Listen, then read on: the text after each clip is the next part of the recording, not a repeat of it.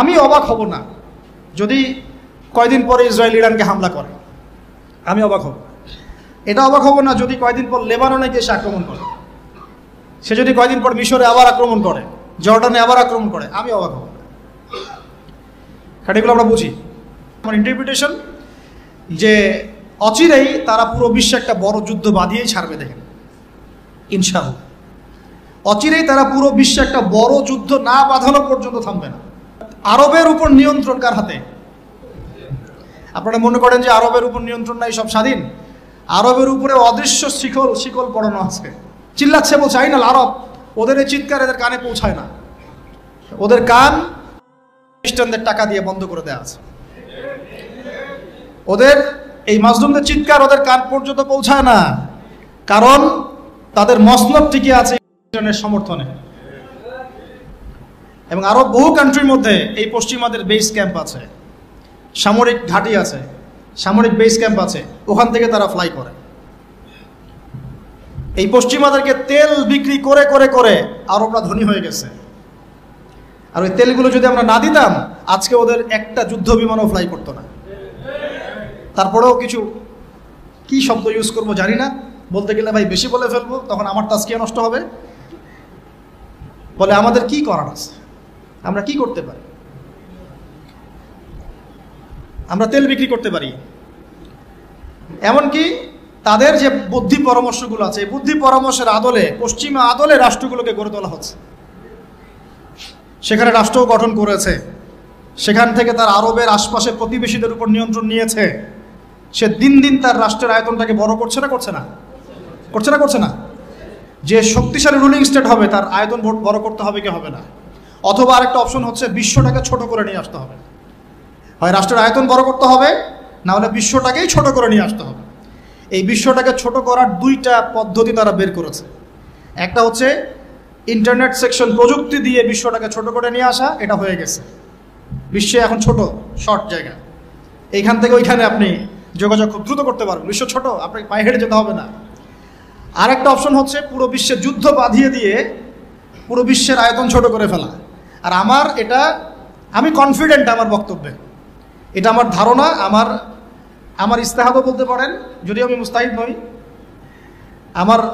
আমার ইন্টারপ্রিটেশন, এই শব্দটা ভালো হবে, ইস্তেহাদ না বলে বলছি আমার ইন্টারপ্রিটেশন, যে অচিরেই তারা পুরো বিশ্বে একটা বড় যুদ্ধ বাঁধিয়েই ছাড়বে। দেখেন, ইনশাআল্লাহ অচিরেই তারা পুরো বিশ্বে একটা বড় যুদ্ধ না বাঁধানো পর্যন্ত থামবে না।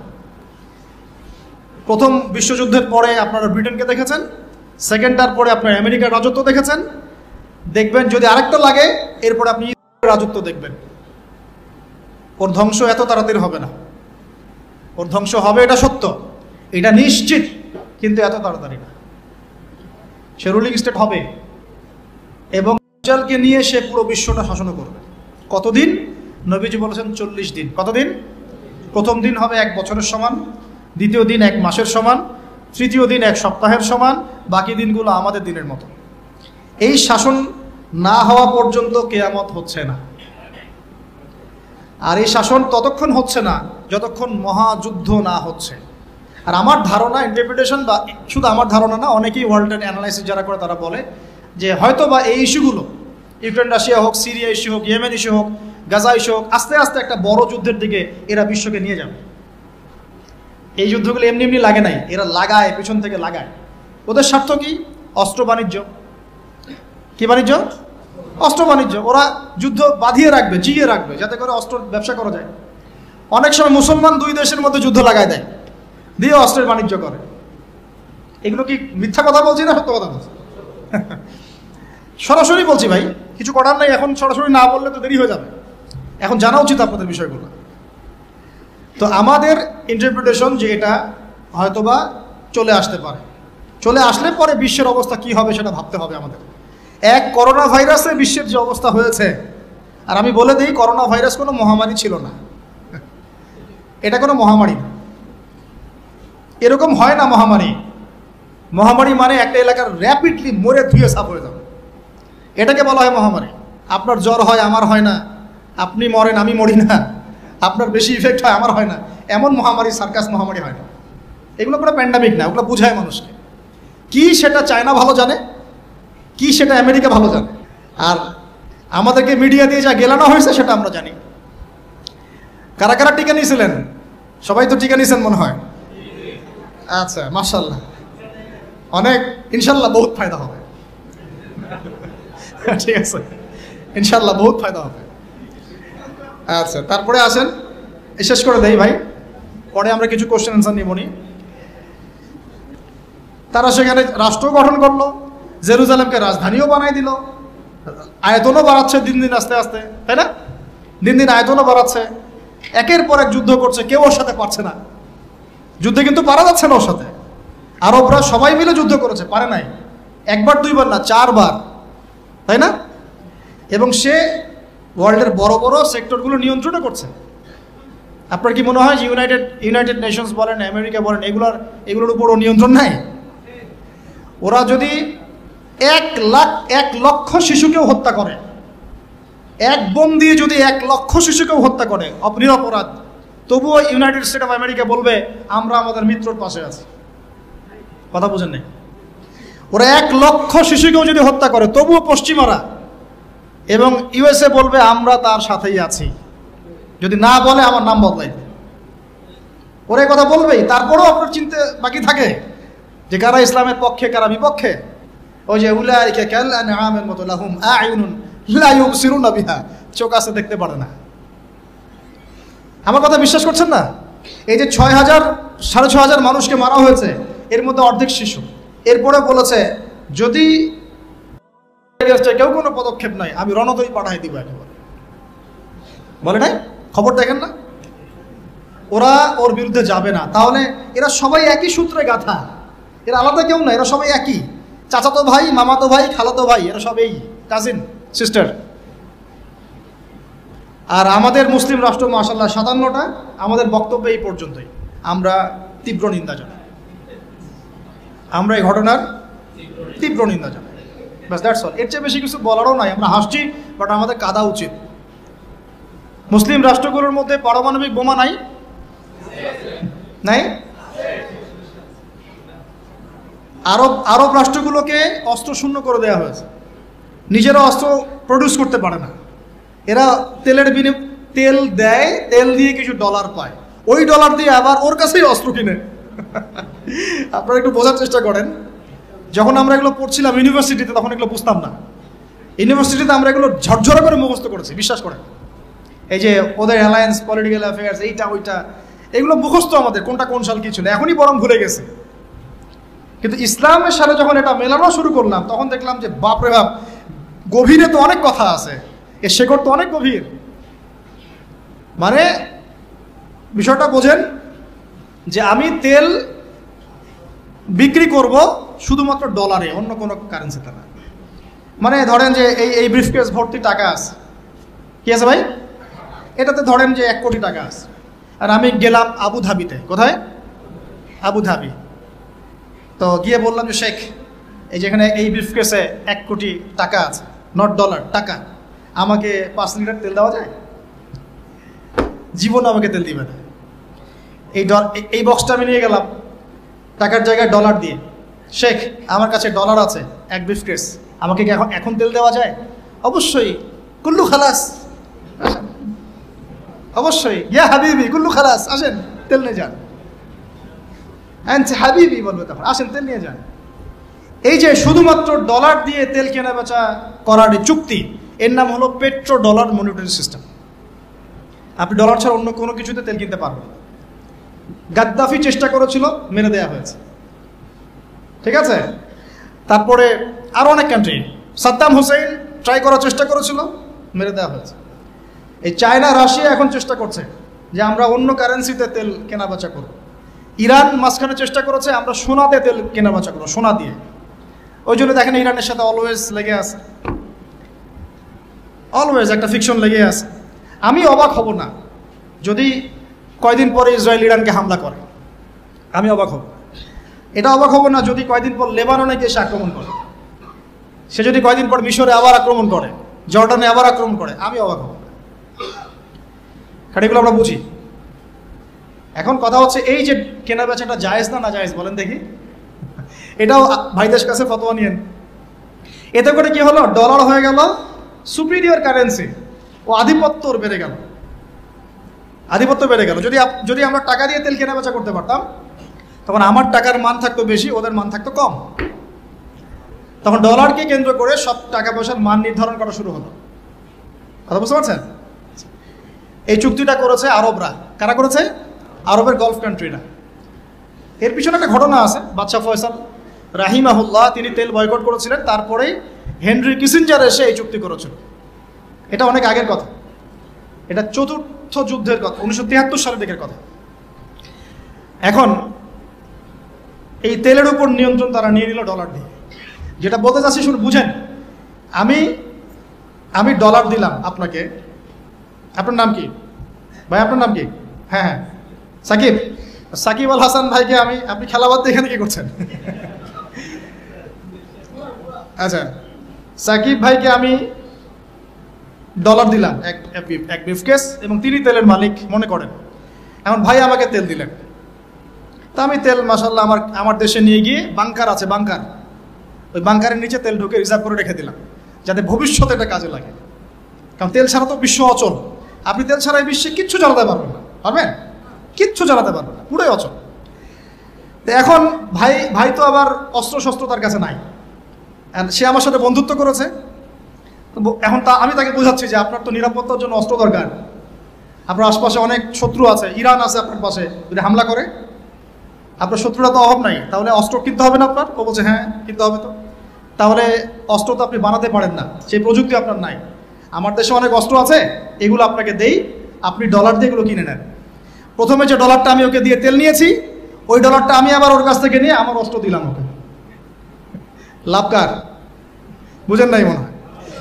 প্রথমে আমি দিয়েছি ওকে ডলার, সাকিবকে, সাকিব দিয়েছে আমাকে তেল।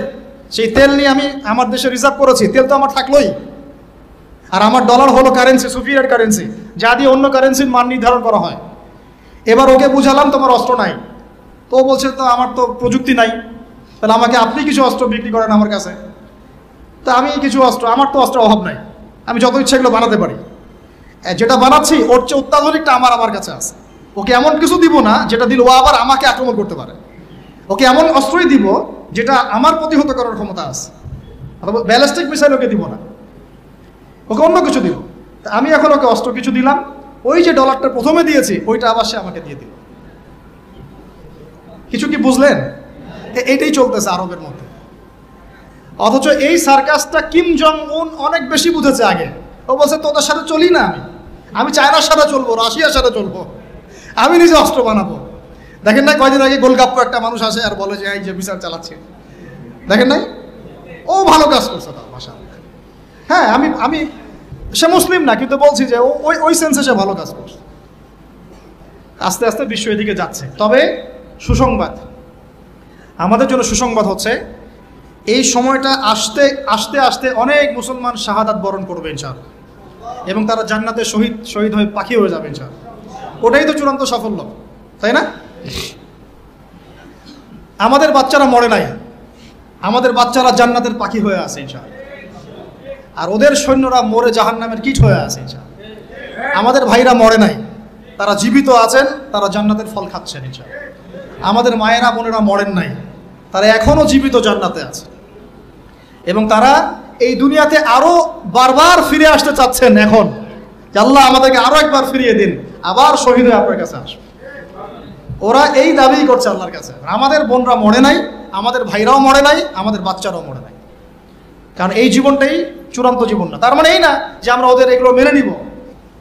যদি সেটা এখন হয়ে যায়, আগামী 10-20 বছরের মধ্যে, আল্লাহ ভালো জানেন, আমরা জানি না, 100 বছর পরেও হতে পারে, তাহলে আমরা বুঝতে পারছি তারা কারা হতে পারে। আমরা তো বুঝতে পারছি ওয়ার্ল্ডের মধ্যে কারা কি ঘটছে। হ্যাঁ, যাদের প্রতি মহব্বত রাখলে আপনাকে আবার বলছে আপনি মুনাফিক, টাটকা মুনাফিক, তাজা মুনাফিক, অমুক মুনাফিক, তমুক মুনাফিক। আল্লাহ সুবহানাহু ওয়া তাআলা এদের ভাগ্যে হেদায়েত থাকলে হেদায়েত দান করুন, না থাকলে আল্লাহ পাক এই কলঙ্ক, এই উম্মাহকে এগুলো থেকে কলঙ্ক মুক্ত করুন। এই চাচা আবু তালেব নবী সাল্লাল্লাহু আলাইহি ওয়াসাল্লামের জন্যে এবং দিন ইসলামের জন্যে, কারণ তার ভাতিজার দিন তো তারই দিন, এমন কোনো ত্যাগ নাই যা স্বীকার করেন নাই। চাচা আবু তালেব নবী সাল্লাল্লাহু আলাইহি ওয়াসাল্লামকে যে সাপোর্টটা দিয়েছেন, এই সাপোর্টটা আমরা সবাই মিলেও এখনো দিতে পারি নাই। বিশ্বাস করেন? যে সাপোর্টটা নবী সাল্লাল্লাহু আলাইহি ওয়াসাল্লামকে চাচা আবু তালেব দিয়েছেন, এই সাপোর্ট আমরা সবাই মিলেও তাকে দিতে পারি নাই। চাচা আবু তালেব শেষ পর্যন্ত কালিমা পড়েন নাই। সাহাবীরা জিজ্ঞাসা করেছিলেন যে, ইয়া রাসূলুল্লাহ সাল্লাল্লাহু আলাইহি ওয়াসাল্লাম, আপনাকে এত সাপোর্ট দেওয়ার পরে চাচা আবু তালেবের কি কোনোই উপকার হবে না, লাভ হবে না? নবীজি বলেছেন সাল্লাল্লাহু আলাইহি ওয়াসাল্লাম, আমি না থাকলে আমার চাচাকে জাহান্নামের একদম অতল তলে রাখা হতো। আমার কারণে আল্লাহ রাব্বুল আলামিন তাকে জাহান্নামের উঁচু জায়গায় রাখবেন, জাহান্নামের উঁচু জায়গায় রাখবেন, যেখানে আগুন তার পায়ের গোড়ালি স্পর্শ করবে, এতেই তার মগজ টকবক করে ফুটতে থাকবে। আপনারা কি আমার বাংলা ভাষা বুঝতে পারছেন? এমন কোনো সাপোর্ট নাই চাচা দেন নাই। মক্কার প্রায় 13 বছর যখন দাওয়াতি কাজ করছেন নবী সাল্লাল্লাহু আলাইহি ওয়াসাল্লাম, মানুষ গালি দিচ্ছে, কেউ থুতু নিক্ষেপ করছে, কেউ নামাজরত অবস্থায় মাথার উপরে উটের নাড়ি ভুড়ি চাপিয়ে দিচ্ছে, কেউ বলছে এই ব্যক্তি জাদুকর, এই ব্যক্তি গণক, এই ব্যক্তি মিথ্যাবাদী, নাউজুবিল্লাহ, এই ব্যক্তি ফারিকুল জামাত বিভক্তকারী, এই ব্যক্তি মজনুন, পাগল। তাকে আগলে রেখেছেন তার চাচা। মানুষ অর্থনৈতিক বয়কট করছে, চাচা আগলে রেখেছেন। 3 বছর সমাজ থেকে বহিষ্কার করা হয়েছে, গাছের ছালপাতা খেয়ে থেকেছেন বনু হাশিম, চাচা আগলে রেখেছেন। চাচা ছোটবেলা থেকে তাকে এত মহব্বত করেছেন, তার ছেলেদেরকে নিয়ে যখন খেতে বসতেন, আমাদের নবী সাল্লাল্লাহু আলাইহি ওয়াসাল্লাম একটু লাজুক ছিলেন, তিনি শোরগোল করতেন না, চুপচাপ খেতেন। চাচা আলাদা করে একটা খাবার রেডি করে তাকে আলাদা করে ডেকে খাওয়াতো, কারণ সবার সামনে হয়তো সে বলতে পারছে না, লজ্জা পাচ্ছে, শাই ফিল করছে, বাবা নাই মানুষের সংসারে, হয় না? এটা আপনারা হয়তো সবাই বুঝবেন না, আমরা বুঝি। যারা বাবা বা মা ছাড়া বড় হয়েছে অন্যের সংসারে, তারা এগুলো বুঝতে পারে। নবী সাল্লাল্লাহু আলাইহি ওয়াসাল্লাম এতিমদের প্রতি এত রহমদিল কেন ছিলেন? কারণ তিনি তো এতিম অবস্থায় বড় হয়েছে, তিনি তার কষ্টটা বুঝতেন। আর আমরা যদি এখানে যদি কেউ এতিম থাকেন, তিনি বুঝবেন এতিমের সাইকোলজি কেমন, তার চাহিদা কেমন, কষ্ট কেমন। আমি তো বারবার বলে আসছি কয়েকদিন থেকেই, আমাদের তো কারো সন্তান মারা যায়নি, আমাদের কারো সন্তানকে তো বোম মেরে বুলেট দিয়ে গুলি করে হত্যা করা হয়নি, আমরা তো সেই লাশ দাফন করি নাই। তাহলে আমরা কিভাবে প্যালেস্টাইনের মাজলুম ভাইদের আর্তনাদ আমাদের কান পর্যন্ত পৌঁছাবে? কিভাবে পৌঁছাবে না, পৌঁছালেও কলব পর্যন্ত পৌঁছাবে না। আমার সাথে তো এটা হয় নাই। তো ওই দিকে আমি পরে আসতেছি। চাচা আবু তালেব তাকে এত মহব্বত করেছেন, আমি ভাষায় প্রকাশ করতে পারব না। আর আমরা চাচা আবু তালেব সম্পর্কে অনেক সময় আলোচনা করি, কিন্তু তার চাচির কথা ভুলে যায়। তার চাচির নাম ছিল ফাতিমা। কি নাম ছিল? এই নামে তিনি তার মেয়ের নাম রেখেছেন।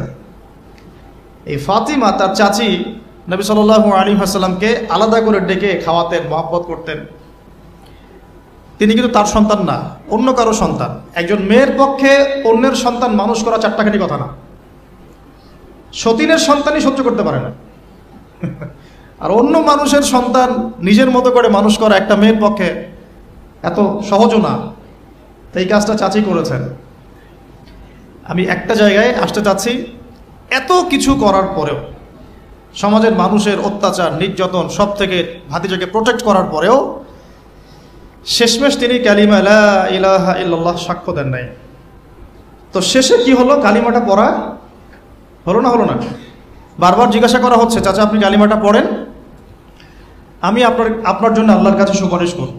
শেষমেশ তিনি বলেছেন যে না, আমি আব্দুল মুত্তালিবের ধর্মের উপরে থাকলাম, নাউজুবিল্লাহ। সারা জীবন সাপোর্ট দেওয়ার পরে কালিমা পড়ে মুসলিম না হওয়ার ফলশ্রুতিতে আল্লাহর নবীজি বলছেন আল্লাহ পাক তাকে জাহান্নামের উঁচু স্থানে রাখবেন।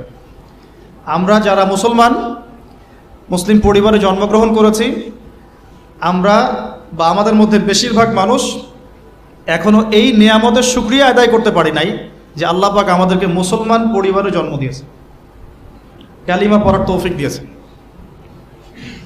আমরা সহজে যা পেয়ে যাই তার মূল্য বুঝি না। আল্লাহ পাক যে আমাদেরকে, আল্লাহ পাক কি আমাকে জিজ্ঞাসা করেছিলেন যে আবু আদনান তোমাকে মুসলিম বানাবো না অমুসলিম বানাবো?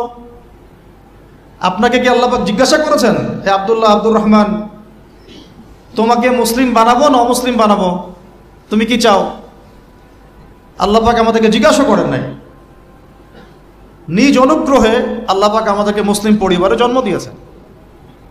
তো সেই মুসলিম পরিবারের মানুষ এখন কালিমা লা ইলাহা ইল্লাল্লাহের সঠিক মর্মও জানে না, তাওহীদও জানে না, শিরকও চিনে না, ইমানের রোকনগুলোও বোঝে না, ইমানের মূলনীতিও বোঝে না, ইমান ভঙ্গের কারণও বোঝে না, কোনো কোনো ক্ষেত্রে ওযু গোসলের মাসলা মাসাইলও জানে না, নামাজ পড়ার ফরজ ওয়াজিব সুন্নাত মুস্তাহাব বোঝে না, নামাজ পড়েও না। মাশাআল্লাহ, জুমার দিনে নামাজ পড়তে আসে অনেকেই, ঈদের দিনে প্রথম দেখা যায়, আর জানাজার নামাজে প্রথম দেখা যায়। আর দেখা যায় যারা এরকম নামাজ কালাম পড়ে না তাদের জানাজা আবার ৩-৪ বার হয়। নামাজগুলো মনে বাকি শোধ করে পড়ে, রোজা রাখে না, জাকাত তো মাশাআল্লাহ প্রায় উঠে গেছে বললেই চলে সমাজ থেকে। বাংলাদেশের ধনিক শ্রেণীরা যদি জাকাত দিত 10টা পদ্মা সেতু বানানো যায়। বিশ্বাস করতেছেন না?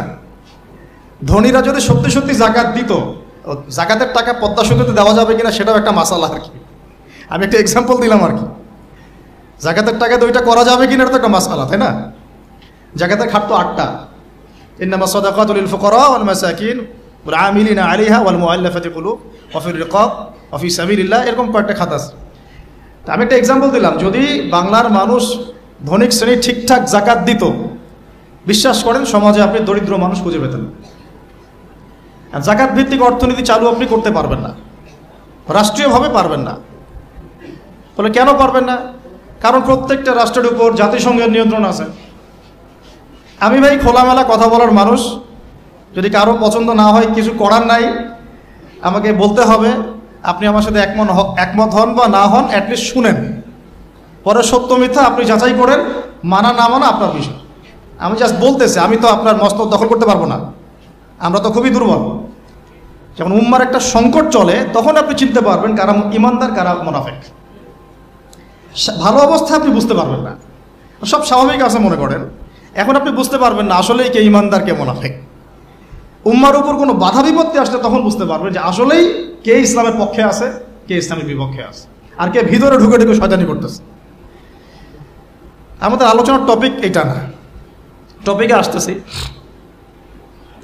আমি একটা কথা বলতে চাচ্ছিলাম যে আল্লাহ পাক যে আমাদেরকে জিজ্ঞাসা না করেই মুসলিম পরিবারে জন্ম দিয়েছেন, এই নেয়ামতের শুকরিয়া আমরা আদায় করতে পারবো না।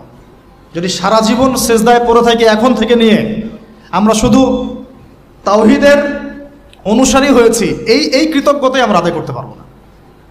আমরা দিনের জন্য কিছুই করি নাই, আমাদের দ্বারা ইসলামের বড় বড় খেদমত হয়েছে এমন না। আবু তালেব একা যা করেছেন, আমার মতো 100 জন আবু তালেব তা করতে পারে নাই, পারবে না, এটাই সত্য কথা। আবু তালেব কোন অবস্থায় করেছেন? যখন চতুর্দিক থেকে আল্লাহর নবীকে সবাই ছিছি করছে, গালিগালাজ করছে, হত্যার পর্যন্ত চেষ্টা করছে। পুরো সমাজ একদিকে, আবু তালেব একাই একদিকে। তার কাছে প্রস্তাব দেওয়া হয়েছে, তোমার ভাতিজাকে আমাদের হাতে তুলে দাও, তাহলে আমরা ব্যবস্থা নিব।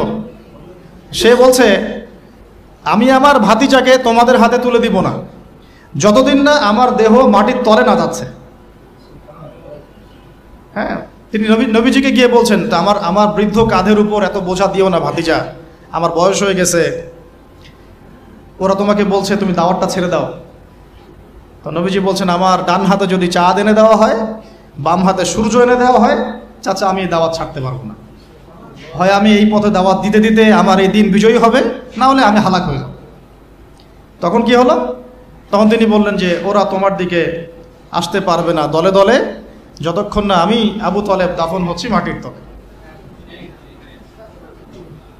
কথা বুঝতে পারছেন? এখন মূল কথাটা হচ্ছে, আমরা যারা মুসলিম পরিবারে জন্মগ্রহণ করেছি, এরপরেও আমরা তাওহীদের জ্ঞান অর্জন করছি না, শিরক থেকে দূরে থাকছি না, নামাজ পড়ছি না 5 ওয়াক্ত ফরজ নামাজ, যাকাত দিচ্ছি না, সওম রাখছি না, প্রোটেস্ট্যান্ট মুসলিম হয়েছি, Protestant version of Islam follow করছি, ইসলামের দাওয়াতের কাজ করছি না, দিনের বিজয়ের কোনো ফিকির করছি না, সত্যি কথা বলতে আমাদের দুনিয়াতে থাকার চেয়ে না থাকাই ভালো। আমরা এখন গরু ছাগল। বিশ্বাস করেন আমার কথা, আল্লাহ পাক এই শব্দই বলেছেন সূরা আরাফ, সূরা আরাফের সম্ভবত 189 নম্বর আয়াত, 189। ওয়ালাকাদ বা'দা আউযু বিল্লাহি মিনাশ শাইতানির রাজিম ওয়ালাকাদ যারানা লিজাহান্নামা কাসীরাম মিনাল জিন্নি ওয়াল ইনস। আল্লাহ পাক বলছেন আমি প্রচুর জিন আর মানুষকে দিয়ে জাহান্নাম পূর্ণ করব। বলি নাউযুবিল্লাহ। লাহুম কুলুবুন, কেন পূর্ণ করব? তাদের কি অপরাধ ছিল? কি অপরাধে করব? লাহুম কুলুবুন, তাদেরকে কলব দিয়েছিলাম, লা ইয়াফকাহুনা বিহা, বোঝার চেষ্টা করে নাই। ওয়ালাহুম আযানুন, কান দিয়েছিলাম, লা ইয়াসমাউনা বিহা, শোনে নাই। ওয়ালাহুম আ'য়ুনুন, চোখ দিয়েছিলাম, লা ইউবসিরুনা বিহা, চোখ দিয়ে দেখে নাই।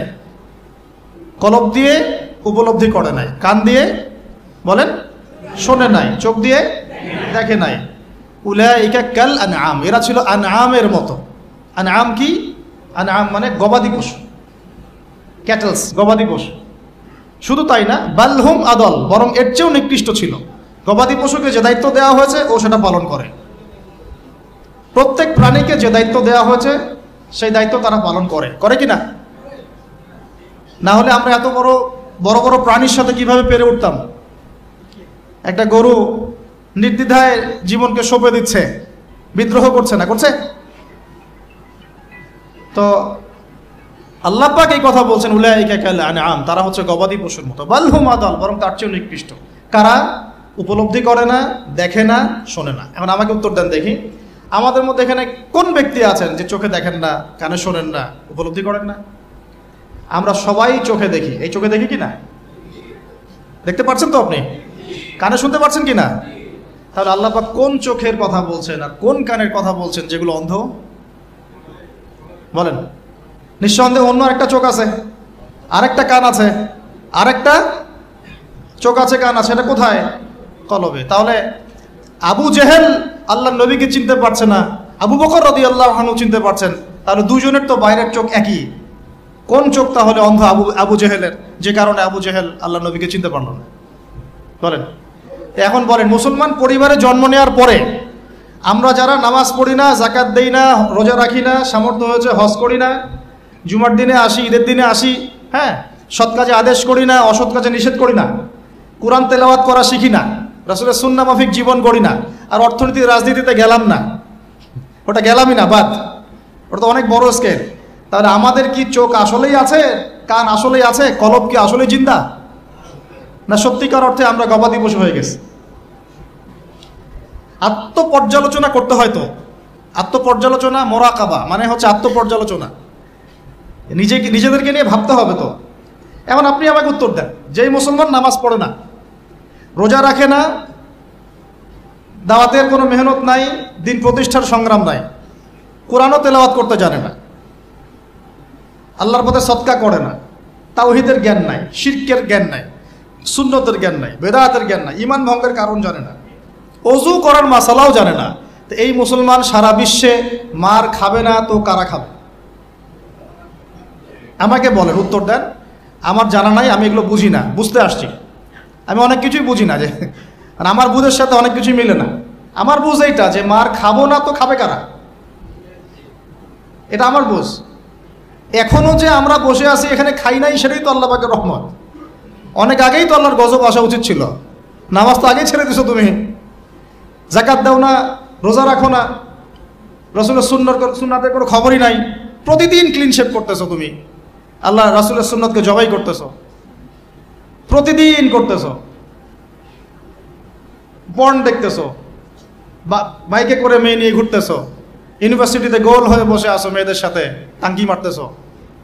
Sorry for my language. আগেকার সেই যুগ নাই তো যে চিঠি দিয়ে প্রেম করে, লম্বা প্রেম হয়, পরে বিয়ে হয়। এখন সব দৈহিক সম্পর্ক, 1 মাস একজনের পিছনে, ওটা হয়ে গেছে আরেক পরের মাসে আরেকটার পিছনে। ইউনিভার্সিটিতে জেনা আর জেনা, এমনকি চাকরি ক্ষেত্রেও ফ্রি মিক্সিং, অফিস আদালত, কোর্ট কাচারি, রাজনৈতিক মিছিলে পর্যন্ত ছেলে মেয়ে একসাথে সামনাসামনি সব জায়গায়, এগুলো অধিকার। তাই ফ্রি মিক্সিংয়ের কারণে কি হয়েছে, আমরা জেনাটাকে উন্মুক্ত করে ফেলেছি। তো এখন আপনি বলেন যে, আমাকে বুঝান যে এইরকম অবস্থায় মুসলমানদের উপরে যদি বিপর্যয় না আসে, কোন সময় আসবে? আসে নাই, আল্লাহ পাকের খাস রহমত। হয়তো আল্লাহ পাক এখন পর্যন্ত সুযোগ দিয়ে রেখেছে। উপলব্ধি যে সবাই করে না এমনও না, বহু মানুষ উপলব্ধি করে, কিন্তু তাদের সংখ্যা নিতান্তই কম। আর তাদের মধ্যে আবার বিভক্তি আছে, অনৈক্য আছে, আপোষে হিংসা, বিদ্বেষ, পরশ্রীঘাতরতা আছে। তারা আবার ইউনাইটেড না। তো বদরগঞ্জবাসীর জানা উচিত যে বদরের যুদ্ধ হয়েছে 2য় হিজরিতে। কত হিজরি? 2য় হিজরিতে। আল্লাহ নবী সাল্লাল্লাহু আলাইহি ওয়াসাল্লাম এই চাচার সংসারে মানুষ হয়েছেন প্রায় 53 বছর পর্যন্ত। এই চাচাই তাকে বিয়ে দিয়েছেন 25 বছর বয়সে। তার আগে চাচার ব্যবসা তিনি সামলেছেন। ওই ব্যবসার এক কাফেলা খাদিজা রাদিয়াল্লাহু আনহার অর্থ ছিল। এই ব্যবসা দিয়ে তাকে টেস্ট করলেন, দেখলেন আমানতদার, সুদর্শন, মাশাআল্লাহ উন্নত চরিত্রের মানুষ, উন্নত রুচিবোধের মানুষ, আল্লাহ আমিন, বিশ্বস্ত। বিয়ের প্রস্তাব পাঠালেন, চাচা বিয়ে দিয়ে দিলেন। তার সাথে খাদিজা রাদিয়াল্লাহু আনহার সাথে। তখন তার বয়স কত ছিল? 25। তার বয়স কত? 40। আর আমাকে এই সেকুলার সমাজকে আমরা বলতে চাই, আমি বলতে চাই অ্যাটলিস্ট, মনে করেন কথার কথা যে আমার স্ত্রীর বয়স 40, আমার বয়স 25। এখন আমরা একে অপরকে মহব্বত করি, ভালোবাসি, আমরা সংসার জীবনে হ্যাপি, সুখী, এবং আমাদের সন্তান সন্ততিও হচ্ছে। এমন না যে আমরা মেডিকেল সায়েন্সের ভাষায় এই দিকে আমরা অক্ষম। মহব্বত আছে, দুজনকে পেয়ে সুখী, একে অপরকে ভালোবাসি, সন্তান হচ্ছে। আপনার কোনো সমস্যা? আমি আমার এই ম্যারিড লাইফে আমরা হ্যাপি, আপনার কোনো সমস্যা? আমার স্ত্রীর বয়স 40, আমার বয়স 25। মনে করেন আমার বয়স এখন কত চলছে? 32-33 হবে আর কি, সূর্যের হিসেবে।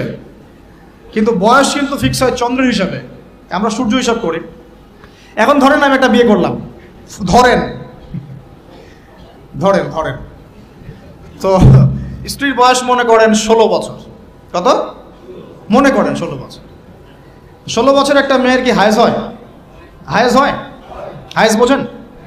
আচ্ছা, সে কি সন্তান জন্মদানে সক্ষম? সে কি ম্যাচিউর, ফিজিক্যালি স্ট্রং? এখন ওর বয়স 16, আমার বয়স 32, ডাবল। 16 দুগুণে 32 না? হ্যাঁ, তাই তো, অঙ্ক ভুলে গেছি ভাই। আচ্ছা, এখন ও আমার সাথে হ্যাপি, আমি তার সাথে হ্যাপি, সন্তান জন্ম হচ্ছে, দুজন সুখে আছি, মহব্বতের সাথে আছি, সুস্থ আছি। কোনো সমস্যা আপনার? তো এই হলো অবস্থা, সার্কাস। এখন এই 16 বছরের মেয়ে, আপনার মেয়ে, আপনি বিয়ে দিতে পারবেন না। বলবেন যে আপনি রাষ্ট্র আইনের বিরুদ্ধে কথা বলছেন। না, আমি বিরুদ্ধে কথা বলছি। আমি বুঝাচ্ছি যে এটা কতটা অসার একটা আইন। 16 বছরের একটা মেয়ে যদি জেনা করে, আপনি উৎসাহিত করছেন। 16-17 বছরের মেয়েরা জেনা করে না? স্কুলে, কলেজে, বিশ্ববিদ্যালয়ে, এইখানে ওইখানে। এর বিরুদ্ধে আপনার ব্যবস্থা কি, অ্যাকশন কি? কিন্তু 17 বছর একটা মেয়ে যদি বিয়ে করে, আপনি তো কাজীকে ধরে জেলে দিয়ে দিবেন একেবারে। এখন বলেন এটা কি আমি মানতে বাধ্য? এখন জোর করে চাপাই দিলেন, ল করে দিলেন, মানতে বাধ্য হয়ে গেলাম। তা আসলে কি কোরআন সুন্নাহ সমর্থিত হলো? এখন জবাব দিবেন আল্লাহর কাছে আপনি। জনগণ কিছুই বলতে পারবে না। আমরা শুধু জ্ঞানতাত্ত্বিক একটা ডিবেট করলাম এবং আপনাকে দেখালাম যেটা একটা অসার। তারপরেও যেটা হয়েছে হোক, অ্যাটলিস্ট বিয়েটা সহজ করলে ভালো হতো। বিয়েটা কঠিন হয়ে গেছে, এই জন্য এটা জেনার রাস্তা বেছে নেয়। তো আমরা জেনাকে উস্কে দিচ্ছি। আরে ভাই, 16-17 বছর তো দূরের কথা, এখন 13-14 বছরের মেয়েরাই দেখবেন ঠিক নাই। আপনি মনে করেন এখনকার স্কুল কলেজের মেয়েগুলো খুব দুধে ধোয়া তুলসী পাতা? যখন 15 বছর আগে যে যুগটা ছিল, 20 বছর আগে, আর এখন তো আর অনেক আপডেটেড। এখন ওরা ওইসবে বিশ্বাসী না। গল্প করে যে কার কয়টা। কোন ভাই হাসেন না, কোন ক্ষেত্রে মাদ্রাসাও এ থেকে মুক্ত হয় নাই। আমাদের দিকেও তো বলতে হবে, ইনসাফ করতে হবে। তো বহু মাদ্রাসাতেও জেনার ঘটনা ঘটছে এখন, কারণ এটা পর্নোগ্রাফির যুগ। কিসের যুগ? একজন টিচার যদি কোরআনে হাফেজ হয়, আলেম হয়, এবং একই সাথে যদি পর্নে এডিক্টেড হয় সেই ব্যক্তির দ্বারা ধর্ষণ হতে পারে, যদিও সে হাফেজ, যদিও সে আলেম, যদিও সে দায়ী, হুয়েভার হি ইজ। এরকম ঘটনা ঘটছে। কোন কোন ক্ষেত্রে ছেলে ছেলের সাথে জেনা পর্যন্ত হচ্ছে, হয় নাই ভাই? আমি কি বাড়ায় বাড়ায় কথা বললাম? যেই করুক এটা পাপ। শাস্তিও আবার কি? ধর্ষণের শাস্তি কি? ইসলামের শাস্তি কি? মৃত্যুদণ্ড। কয়টা কার্যকর করতে পারবেন আপনি? তো সব দিকে সমস্যা। আমি যে পয়েন্টে আছে এখানে চলে আসেন। এখানে সাউন্ড বন্ধ করেন। সেটা হলো তার বয়স তখন 40, আমাদের নবীজির বয়স 25। ম্যারিড জীবনে হ্যাপি, 6টা সন্তান হয়েছে। কয়টা? আর নবী সাল্লাল্লাহু আলাইহি ওয়াসাল্লাম খাদিজা রাদিয়াল্লাহু আনহার কাছ থেকে যে মমতা, যে ভালোবাসা, যে সাপোর্ট পেয়েছেন, এটা বিরল। এই যুগে এমন মেয়ে পাওয়া হয়তোবা সম্ভব।